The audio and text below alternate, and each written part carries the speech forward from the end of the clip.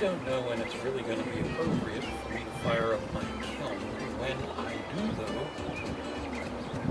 when I get a chance, these 6 pieces are going to be sealed inside. I'm probably going to do that today. This is going to be the last time I have a chance to seal them before, after the firing. Sometimes things look really different after the firing, so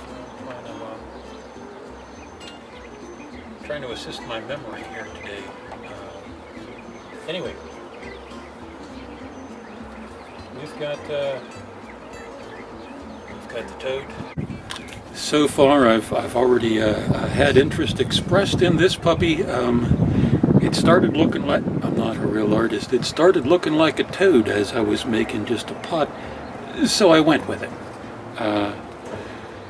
The paint on this, the dark stuff is, let's see, I don't know if you can see the mesquite tree right here. They have a sap that comes out when they are wounded, and that's what this is made of. The white bits is wax in order to keep the sap from soaking in everywhere. We'll see what kind of pattern it has when we're done.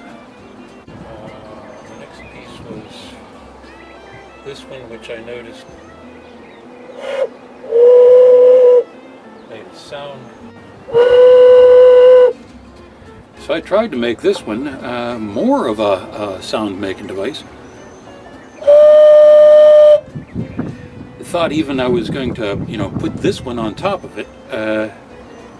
The mouthpiece ended up too big for the base, so it's just going to be by itself.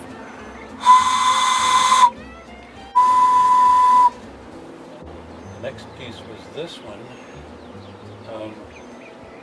which kind of moves. The clay was not really all that fun to work with. At one point I was thinking I'm getting tired of trying to bend it and have it break, so I made a piece out of straight bits. It's this little, I don't know, mud henge, leaning tower of clay.